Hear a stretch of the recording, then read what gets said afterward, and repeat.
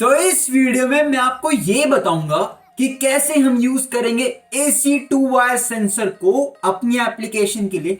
मैं आपको कंसेप्ट भी बताऊंगा कि आखिर क्यों हम AC टू वायर सेंसर को यूज करते हैं इंडस्ट्रियल ऑटोमेशन में। मैं आपको ये भी दिखाऊंगा कि कैसे हम सेंसर की वायरिंग करेंगे एक AC सेंसर और एक AC कॉन्टैक्टर के साथ, जिससे आप कोई भी लोड को ऑटोमेटिक कर सकते हो सेंसर को यूज करके। मैं आपको हर एक चीज प्रैक्टिकली करके दिखाऊंगा और मेरे को आपसे छोटी सी रिक्वेस्ट चाहिए कि वीडियो को एंड तक देखना और मेरे चैनल को सब्सक्राइब जरूर करना, साथ ही साथ बेल नोटिफिकेशन भी दबा देना, जिससे जो आने वाली वीडियोस है ऑटोमेशन से रिलेटेड वो आपके पास सबसे पहले आए। AC टू वायर सेंसर में दो वायर होती है और ये सेंसर हमारा थायरिस्टर बेस्ड सेंसर होता है, जिसकी वजह से हम इस सेंसर को यूज करके हम AC लोड को डायरेक्टली ड्राइव कर सकते हैं। तो यहाँ पे जब हम AC लोड जो ड्राइव करेंगे, मान लो हमारा एक लोड है जो 3 फेज पे ऑपरेट करता है, तो हम एक AC कॉन्टैक्टर को डायरेक्टली ऑपरेट कर सकते हैं सेंसर को यूज करके। मैं आपको कंसेप्ट बताऊंगा कि कैसे हम सेंसर को यूज करेंगे जिससे हम एक AC कॉन्टैक्टर को ऑपरेट करें और फिर हम उसको यूज करके कोई भी हमारा जो लोड है, जो हैवी लोड है, उसको बहुत आसानी से हम ड्राइव कर सकते हैं। अब ये समझ लेते हैं कि क्या फायदे हैं AC टू वायर सेंसर के। हम जब भी ऑटोमेशन प्लांट में जाते हैं तो काफी सारे ऐसे पैनल्स होते हैं या फिर हमारी ऐसी रिक्वायरमेंट्स होती है जहां पे हमारी DC सप्लाई अवेलेबल नहीं होती। हमें हमेशा सिर्फ AC सप्लाई ही मिलती है, जिससे हम कोई भी हमारा एक्चुएटर या कोई लोड हमें कनेक्ट करने के लिए मिलता है।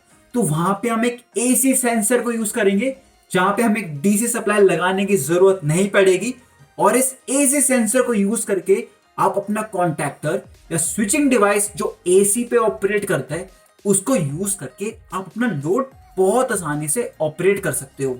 AC टू वायर सेंसर जैसे AC पे काम करता है, बट इसकी भी एक रेंज होती है। ये काम करता है 20 वोल्ट AC से लेके 250 वोल्ट AC के बीच में। आप कोई भी वोल्टेज दोगे, आप इसके थ्रू आप डायरेक्टली लोड को ऑपरेट कर सकते हो। अब इसकी वायरिंग को समझ लेते हैं। वायरिंग का कंसेप्ट ये है कि ये सेंसर हमारा सीरीज में लगता है लोड के। उसका मतलब ये है सेंसर में दो तार है, तो होता क्या है, अगर हम एक तार पे लाइव वायर देंगे तो जो सेंसर की जो दूसरी वायर होगी, जब सेंसर के सामने टारगेट आएगा तो दूसरी वायर पे भी हमें लाइव वायर मिलेगी और इस लाइव वायर जो हमें आउटपुट में मिल रही है वायर, इसको हम लोड के एक टर्मिनल पे दे देंगे और जो लोड का जो दूसरा टर्मिनल होगा उसको हम न्यूट्रल में देंगे, जिससे हमारा ओवरऑल सर्किट कंप्लीट हो जाएगा।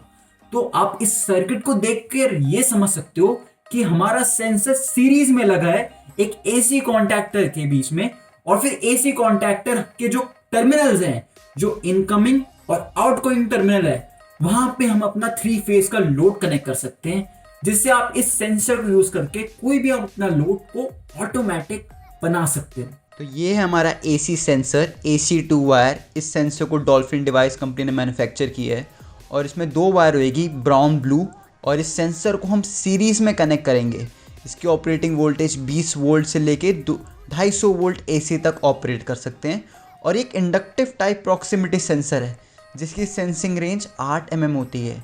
तो सिर्फ ये मेटालिक टारगेट को सेंस करेगा।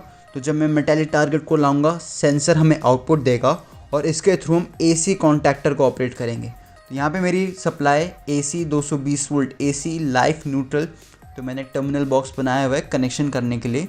और फिर यहाँ पे हमारा सेंसर है, इसमें दो वायर है, ब्राउन ब्लू वायर, और आप देख सकते हैं कि ये मेटालिक टारगेट को ही सेंस करेगा क्योंकि inductive type AC two wire sensor है। तो जब कोई मेटालिक टारगेट आएगा, हम उससे पहले अपना AC कॉन्टैक्टर ऑपरेट करेंगे जो हमारा 4 पोल का कॉन्टैक्टर है, और फिर इसके थ्रू, इसके टर्मिनल्स के थ्रू हम ऑपरेट करेंगे अपना AC लोड जो हमारा बल्ब होएगा। यहाँ पे मैं आपको पूरा कनेक्शन समझाऊंगा और साथ में सर्किट डायग्राम भी दूंगा, जिससे आप लोग बहुत आसानी से इसको कर पाएँ। तो अब यहाँ पे देख सकते हैं ये हमारा सेंसर AC टू वायर और यहाँ पे हमारी सप्लाई आ रही है लाइव न्यूट्रल। तो हम इस सेंसर को यूज़ करके हम AC कॉन्टैक्टर को ऑपरेट करेंगे। AC कॉन्टैक्टर में सप्लाई पॉइंट्स होती है जिसकी कॉइल वोल्टेज होती है, जो इसके A1 A2 टर्मिनल्स होते हैं।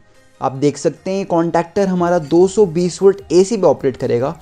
हम AT को कनेक्ट करेंगे ब्लू वायर के साथ A2 वाले टर्मिनल को हम सेंसर की ब्लू वायर के साथ कनेक्ट करेंगे और उसकी जो ब्राउन वायर है उसको हम डायरेक्टली न्यूट्रल के साथ कनेक्ट कर देंगे। अब हम क्या करेंगे, कॉन्टैक्टर में A1 पॉइंट से हम उसको लाइव वायर से कनेक्ट करेंगे। तो जो लाइव वाला जो टर्मिनल होएगा उसको हम डायरेक्टली A1 से कनेक्ट कर देंगे। तो अब कनेक्शन करते वक्त एक चीज़ का ध्यान रखना, A1 A2 कॉन्टैक्टर के थोड़े साइड में टर्मिनल्स होंगे, क्योंकि कॉन्टैक्टर के अपर टर्मिनल्स कुछ और होते हैं, वो स्विचिंग के लिए यूज़ होंगे, पर कॉइल वोल्टेज वाले टर्मिनल्स थोड़े से नीचे होते हैं, उसका ध्यान रखना ज़रूर। तो जैसे ही मैं मेटालिक टारगेट सेंसर के सामने लेकर आता हूँ, मेरा कॉन्टैक्टर ऑपरेटिंग कंडीशन में आता है। आप देख सकते हैं कॉन्टैक्टर को कॉइल पे वोल्टेज मिलती है 220 वोल्ट AC सेंसर के थ्रू, और फिर कॉन्टैक्टर हमारा ऑपरेटिंग कंडीशन में आता है। जब कॉन्टैक्टर हमारा ऑपरेटिंग कंडीशन में आता है तो जो उसके ऊपर वाले टर्मिनल्स होते हैं L1, L2, L3, वो नीचे वाले टर्मिनल से शॉर्ट हो जाता है। तो इससे मैं आपको एक AC लोड कनेक्ट करना बताऊँगा। तो हम क्या करते हैं, हम एक बल्ब लेते हैं, 220 वोल्ट AC का बल्ब लेते हैं, और हम क्या करेंगे, एक टर्मिनल को हम लोड का कोई भी टर्मिनल हो सकता है वो, बट अभी हम एक टर्मिनल को T1 पे लगा देते हैं जो हमारा कॉन्टैक्टर का आउटगोइंग टर्मिनल है, और जो एक टर्मिनल है लोड का उसको डायरेक्टली न्यूट्रल के साथ कनेक्ट कर देते हैं। आप देख सकते हैं कि अभी हमने कनेक्शन किए हैं लोड और कॉन्टैक्टर के। अब क्या करेंगे, हम एक वायर लेंगे और उसको हम डायरेक्टली लाइव वायर से कनेक्ट करेंगे और कॉन्टैक्टर की हम इनकमिंग सप्लाई के L1 पॉइंट से कनेक्ट करेंगे। तो जब कॉन्टैक्टर स्विच होएगा हमारा, तो हमारे जो लोड है उसको सप्लाई मिल जाएगी और कॉन्टैक्टर के थ्रू हम अपना लोड ऑपरेट कर सकते हैं। तो आप देख सकते हैं कॉन्टैक्टर एक मीडियम है सेंसर और लोड के बीच में। जब भी हम इंडस्ट्रियल ऑटोमेशन प्लांट में जाते हैं तो वहां पे बहुत सारे प्रोसेस हो रहे होते हैं, और हमारे जितने भी टेक्नीशियंस होते हैं या जो भी हमारे ऑटोमेशन इंजीनियर्स होते हैं, उनको ये नॉलेज होना बहुत ज़रूरी है कि कैसे हमारे इनपुट्स काम कर रहे हैं और कैसे हमारे आउटपुट्स काम कर रहे हैं। बीच में जो कंट्रोलिंग पार्ट होता है वो हमारा काउंटर, टाइमर, PLC जो हमारे इनपुट्स को मैनिपुलेट कर रहे हैं। तो नॉलेज इनपुट्स की होना भी बहुत ज़रूरी है।